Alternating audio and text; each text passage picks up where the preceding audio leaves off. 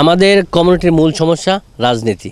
অবশ্যই এই রাজনীতিটা আমরা যদি যে মাটিতে থাকি, ভেনিজে থাকি, ইটালিতে থাকি, আমরা তাদের রাজনীতিতে অংশগ্রহণ করি, আমার মনে হয় এটা আমাদের জন্য সুন্দর হয়। কিন্তু তা না করে আমরা আমাদের বাংলাদেশের রাজনীতি এই দেশের মাটিতে তুলে নিয়ে আমাদের হিংসার কাজগুলো আমরা করি, এগুলো আমাদের কমিউনিটির জন্য গর্বের বিষয় নয়। তো এই জিনিস থেকে আমাদের অবশ্য দূরে থাকা উচিত। রাজনীতি, আমাদের দেশের রাজনীতিটা প্রবাসে না করে প্রবাসে উচিত আমাদের সামাজিক সংগঠন করা। প্রবাসে বাংলাদেশ ভিত্তিক রাজনীতি কমিউনিটির অগ্রযাত্রাকে বাধাগ্রস্ত করছে বলে মনে করেন association of Venice Bangla school and cultural সেন্টারের প্রেসিডেন্ট সৈয়দ কামরুল সারোয়ার। ভেনিসে নিউজ NRBর সাথে কথা বলছিলেন তিনি। এই রাজনীতি করার কারণে ইন্টিগ্রেশন সম্ভব হচ্ছে না, কারণ প্রশাসনে এটা অনেক বাধার সৃষ্টি হচ্ছে। কারণ আমরা আমাদের কমিউনিটির ভিতরেই এই রাজনীতিটা সীমাবদ্ধ। ইটালিয়ানদের সাথে আমাদের কোনো সুসম্পর্ক হচ্ছে না, রাজনৈতিকভাবেও হচ্ছে না, হচ্ছে আমাদের ভিতরে হিংসা, আমাদের মধ্যে হচ্ছে ডিভাইড। আমরা যদি সামাজিক কর্মকাণ্ড নিয়ে আমরা থাকি, তাহলে আমার মনে হয় ইন্টিগ্রেশনটা সুন্দর হয়। আমাদের দেশীয় রাজনীতি নিয়ে মাঝে মধ্যেই দেখা যায় তর্ক বিতর্ক রাস্তাঘাটে বা কোনো হলে বা কোনো বাসের মধ্যে। আমাদের রাজনীতি নিয়ে যে তর্ক বিতর্ক হচ্ছে, এটা প্রশাসন বা এই দেশীয় লোকজন খুব একটা ভালো নজরে দেখছে না। এটা আমাদের ডিভাইড করছে মাত্র, আমাদের একত্র করছে না। এই জিনিসটা প্রশাসনও আমাদের খুব একটা ভালো সুনাম নাই। কারণ আমরা যখনই আমাদের দেশীয় রাজনীতি নিয়ে কোনো সভা বা কোনো আলোচনা করি, তখনই দেখা যায় উগ্রভাবে জিনিসগুলো করি, যেগুলো এই দেশের প্রশাসন কোনোভাবেই মেনে নিতে পারছে না। Association of Venice Bangla school and cultural centre প্রতিষ্ঠার পটভূমি বর্ণনা করেন প্রতিষ্ঠাতা সভাপতি সৈয়দ কামরুল সারোয়ার। আমি যখন ভেনিসে প্রথম আসি, তখন দেখতে পাই আমাদের যে বাংলাদেশি ভাইয়েরা আছেন, তাদের যে ছেলেমেয়েরা আছে, তারা অনেকেই ইটালিয়ান ভাষায় কথা বলে। তো আমার ভিতরে একটা কাজ করলো যে আমরা যেহেতু বাংলাদেশি, আমাদের মাতৃভাষায় যদি আমার ছেলেমেয়েরাই না বলতে পারে, দেশে যদি এরা চলে যায়, তাহলে আমাদের আত্মীয় স্বজনের সঙ্গে তারা কি করে কমিউনিকেশন করবে। এই কারণেই আমার এই উদ্যোগ নেওয়া বাংলা স্কুল প্রতিষ্ঠা করা। বাংলা স্কুলের মধ্যে সাংস্কৃতিক খেলাধুলা, যেমন ক্রিকেট, ফুটবল, ব্যাডমিন্টন, এর সাথে সাথে আমাদের সাংস্কৃতিকটাও আমরা বিভিন্ন জায়গায় তুলে ধরি। ভেনিস বাংলা স্কুল বাংলার সাথে সাথে আমাদের কম্পিতি হোমওয়ার্ক যেটাকে বলা হয়, সেটার দিকেও আমরা খুব গুরুত্ব দিচ্ছি।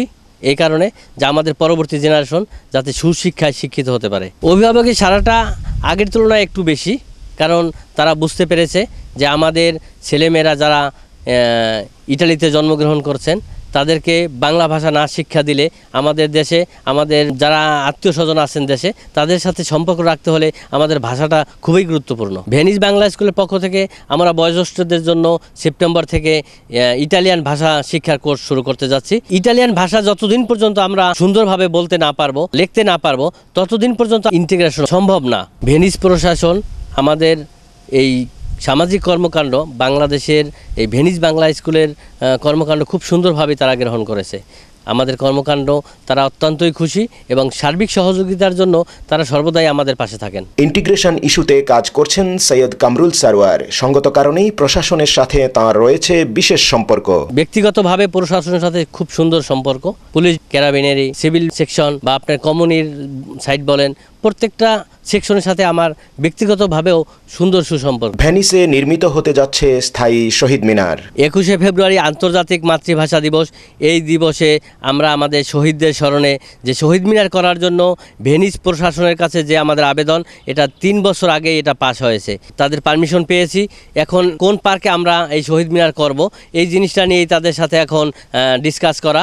এই জিনিসটা আমরা অপেক্ষা আছি, হয়তো এই বছরের মধ্যে আমরা আনুষ্ঠানিকভাবে শহীদ মিনারের কাজ শুরু করব। প্রবাসীদের ভোটাধিকার সুনিশ্চিত করার জন্য বাংলাদেশ সরকারের আবারও দৃষ্টি আকর্ষণ করেন association of Venice Bangla school and cultural সেন্টারের প্রেসিডেন্ট। আমরা যারা বিদেশে বসবাস করছি, তাদের ভোট অধিকার অবশ্যই দরকার, কারণ ভোট না দিতে পারলে আমরা আমাদের অধিকারটা যদি গ্রহণ করতে না পারি, সরকারের কাছে তুলে না ধরতে পারি আমাদের অধিকারটা, এটা আমাদের খুবই জরুরি। সেই জন্য আমি অনুরোধ করব আমাদের সরকারকে যাতে আমাদের ভোটের অধিকার দেওয়া হয় এবং ভোট যাতে আমরা দিতে পারি আমাদের এম্বাসির মাধ্যমে। 1 কোটি প্রবাসীদের জন্য বাংলাদেশের মহান জাতীয় সংসদে চাই কোটা ভিত্তিক আসন। প্রায় 1 কোটি বাংলাদেশি প্রবাসে বসবাস করছি, যাদের রেমিটেন্সে বাংলাদেশে প্রায় 5 কোটি লোক বেঁচে আছে, যাদের সহযোগিতা এই 5 কোটি লোক থাকে। অবশ্যই আমাদের উচিত আমাদের সরকারের যাতে প্রবাসের কোনো প্রতিনিধি যাতে সংসদে থাকেন এবং তারা যাতে প্রবাসীদের কথা বলেন। প্রবাসীদের পক্ষ থেকে শুধু সংসদ সদস্যই নয়, প্রবাস মন্ত্রণালয় যাতে তাদের দ্বারা পরিচালিত হয়, আমরা এই দাবি রাখছি প্রবাস থেকে। আমরা যারা প্রবাসে বসবাস করছি তাদের যে বিনিয়োগ আমার দেশে হচ্ছে, এটার সিকিউরিটিও আমাদের দরকার। সরকার যাতে আমাদের সেই সিকিউরিটিও দেন। প্রবাসীদের অধিকার আদায়ের সংগ্রামে ইউরোপের সাড়া জাগানো সংগঠন অল ইউরোপিয়ান বাংলাদেশ অ্যাসোসিয়েশন আয়েবাকে সাধুবাদ জানানো হয় ভেনিস থেকে। এই ক্ষেত্রে একটি কথা বলতেই হয়, অল ইউরোপিয়ান বাংলাদেশ অ্যাসোসিয়েশন আয়েবা, তাদের উদ্যোগকে আমরা সাধুবাদ জানাই, স্বাগত জানাই ভেনিস বাংলা স্কুলের পক্ষ থেকে। তারা যাতে প্রবাসে যারা আমরা বসবাস করি তাদের কল্যাণে, তাদের স্বার্থে যাতে কাজ করে, সেজন্য আমাদের সবাই উচিত তাদের সহযোগিতা করা। Association of Venice Bangla school and cultural সেন্টারের অব্যাহত সাফল্যই আমাদের প্রত্যাশা। Mainul Islam Nasim, news NRB, Venice, Italy.